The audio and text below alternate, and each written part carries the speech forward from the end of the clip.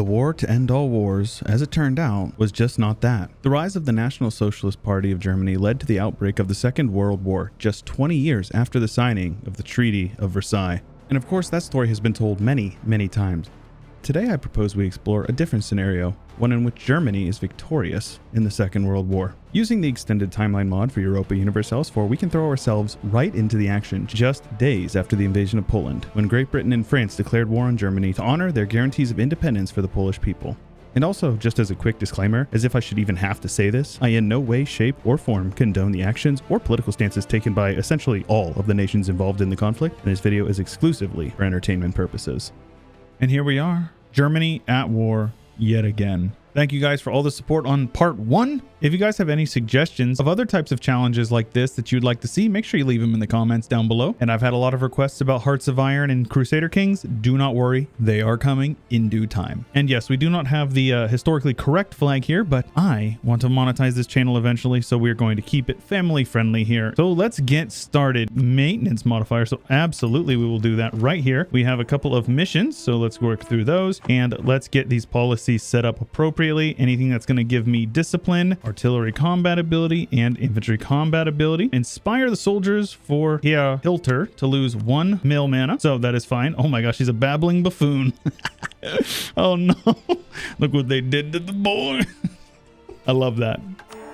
So this is the meta I call deleting all your cavalry and replacing them literally all with cannons, because we don't need any of that trash around here. The fort line is literally terrible. It looks like the Maginot is indeed a level 8, but there's only a level 2 back here, so we'll be able to do this. Poland is not too bad. Honestly, the front line is mostly just going to be us versus France. Poland is going to be a cakewalk, and Russia, Chairman Joseph Stalin has indeed invaded Poland as well. This is just going to be a matter of occupying as much territory as possible, as quickly as possible, to prevent them from getting the most amount of land possible, and then pushing back the French. We are indeed in charge of this war, but for some reason Great Britain is the one in charge of this war, but that's okay. I would have thought that it would be Poland based on how they did it in the World War I scenario in this mod, but this is fine. With combat wit at a whopping 40, we're going to want to get as many cannons as possible built up, so we're going to do that using literally all of our manpower. Luckily, we do have a bit of professionalism that we can slacken right off the rip and try to make the best of that. We got good old Rommel, Manstein, and Guderian, Schneller Heinz. I think we're basically ready to unpause, so my goal for this run is going to be to take as much of Poland as possible.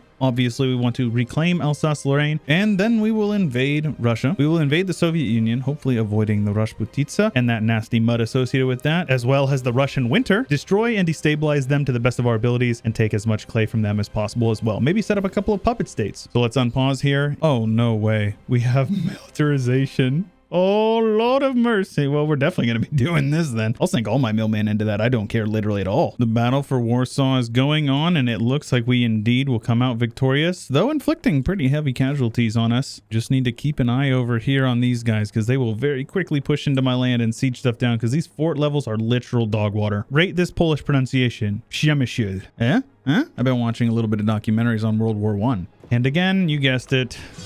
Goodbye to the Navy. We don't have any colonies, so I really don't care at all about them. Now, I'm going to build a couple of furnaces here.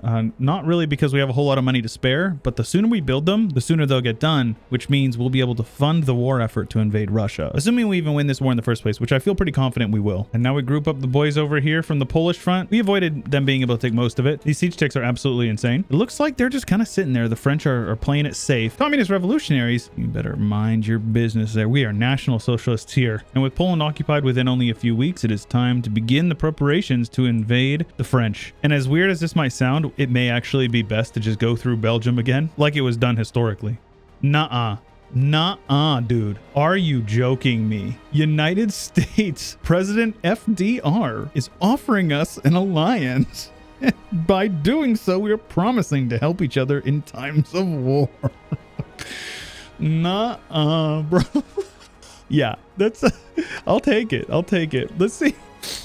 Oh man, reality is whatever I want it to be. Oh, baby, show along. Go for the eyes. Let's take a look at how we're doing here. Morale, numero uno. Discipline, definitely numero uno. I think that we might just be able to steamroll this war. So we are going to attack. It may not be my best decision I've ever made, but we are going to push into Alsace with Erich von Manstein here. You got a full front row, a full back row, and these guys here have a very, very small back row. We should be able to reinforce with plenty of these guys here. Oh my gosh, the casualties are so heavy on their side. Oh my gosh, yes, it's not even a fight. Nani! Even with the -1. Look at this, even rolling as well. They're breaking even 50-50. Holy crap. Look at all those dead horses. Dang, bro. That was impressive, to say the least. Why go around the Maginot when you can just blast right through it? I'm going to get this truce here from Poland. It's going to cut them off. And to be honest with you, it's pretty similar to the way things would have looked with the Molotov-Ribbentrop Pact. Maybe it would have been shifted over a little bit this way, but this way we will be able to cut them off. They won't be able to take much of their land in there. We'll keep one army over here to suppress them. And then these guys are going to be freed up to go fight over on the Western Front. Yeah, these siege ticks are actually insane. 4-day siege ticks. We get multiple siege ticks done in a month. And we've sacked Strasbourg. And we might as well start marching forward with Schnelle Heinz over here and get started on some more occupations over here in France. Ooh, here we go. This is what I'm talking about. Nathan Martinez with the big old stack. We're going to have to get our boys lined up. So hopefully they're not going to be getting in any positions where they're going to be feeling frisky. And the U.S. has declared war on the British West Indies, citing nationalism as their CB. Let's go. They do have quite a few more cannons than they did last time, but I think we can still make this happen. I'm going to detach all the busted and broken up regiments here, send them back to go repair, and I think we attack them here. We can filter in a couple of men over here, no big deal. We're just waiting here. See, the infantry are going to need some reinforcements, so we detach our infantry and we march them in. Now we'll reinforce our front lines there. Their front lines are still going to be collapsing. Reinforce these guys as well in the front lines, and now you can see our front line is just about as equal as theirs is. Their morale is collapsing and their numbers are absolutely collapsing, and just like that, they lost 60,000 men. They hardly have any manpower to reinforce with, so I think that this is definitely the way that it needs to be done. Architectural development here, 300 mana for a little bit of money that would give us 1 loan. That is totally reasonable because that will allow us a couple more clicks over here, which is pretty crazy. We have a little bit of a coalition growing up over here, but I'm really not too worried about it because the only people who could join would be the Ruskies, and we're going to improve relations with them so they can't join. So we should be fine. I'm hoping that they'll take all of this over here, get a nice big wide front line, and we'll be able to smash them. In October of 1940, the Third Reich marches on Paris. The siege of Paris is over. This 20 stack is attacking me.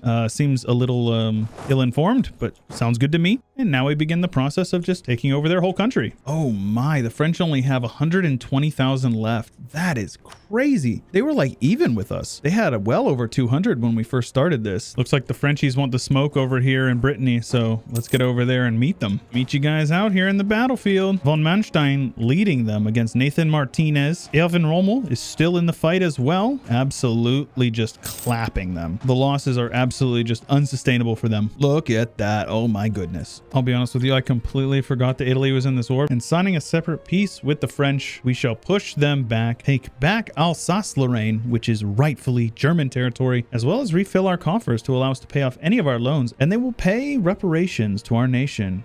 Feels good to have Alsace-Lorraine back in German hands. What do you say we make friends up here with old Mannerheim? Sounds good to me. Maybe a Turkish front would be good to help widen it out as well, kind of space out the Ruskies. Oh, really? We have cars over here. That's kind of cool. Also, screw these guys. Let's build up a couple of these so that way they can't blockade me anymore. That'll show them. Well, looky what I found here. This castle will give us 5% discipline and 15% morale when upgraded. So what do you say we upgrade it? The Russians have pushed the Poles back. They actually didn't take this province because they wanted to make sure they ensured a little bit of border war. We now have our borders here with the Russians. The Second World War, for the sake of this, is going to be over because we're going to take some money from the Brits. However, the true end of the war will be when we are able to destroy the Soviet Union, Mother Russia. The Soviets rivaled us, so why don't we just rival them right back? An election. Now, generally, I would like 100% want to get rid of this guy, but I mean, it only makes sense since we're doing this situation, not because I actually like him or I want him, so don't get it twisted, but for roleplay purposes, we're going to keep the Führer. Our economy is already pretty strong, and once these furnaces finish up, we are going to be doing so much better. This is actually insane. Safe to say we are much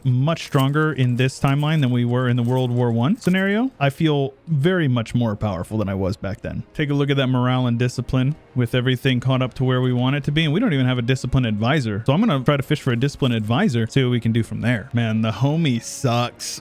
Babbling buffoon. Cruel. Understandable. And the mana gen is terrible. I should have just freaking voted him out. But that wouldn't be very roleplay friendly. This, however, totally makes sense. Hold up. Italy, Mussolini, what do you think you're doing over here, man? Yeah, I don't think so. I don't think that's how this is gonna work, man. I might have to actually clap these guys. How in the world did you manage an alliance with these guys? We may end up needing to figure out how to get these guys out of here. If I ask these guys to prepare for war, I reckon I can probably promise them some land here. There you go. So we will get Turkey and Finland in, which will widen out the front line for the Russians quite a bit. We're gonna be able to push through here where obviously they are having quite a bit of separatist issues. We have 2 full stacks of cannons here in the front, and the rest are all infantry that are just gonna be following along and filling in the gaps. I don't see any reason why we shouldn't get started right here. They do have Lithuania and Estonia as friends, so we're going to have to get them out, and Yugoslavia as well. So we're going to have to handle them, but I don't think they'll be much of an issue. So let's go ahead and get started here. And this is what we're looking at on the diplomatic map mode. So far, the Blitzkrieg is coming along smoothly. It's a little bit later than it was in real life, but obviously we wanted to take a little bit of time to make sure we were prepared. They haven't built up very much. We still have a larger army than they do, which is quite a good thing, honestly. What do you guys say we increase the military budget for some extra land leader fire and manpower? I don't care about taxes a whole lot. That's not really what's buttering our bread. So Hungary, mind explaining why your army is literally over here in the Caucasus?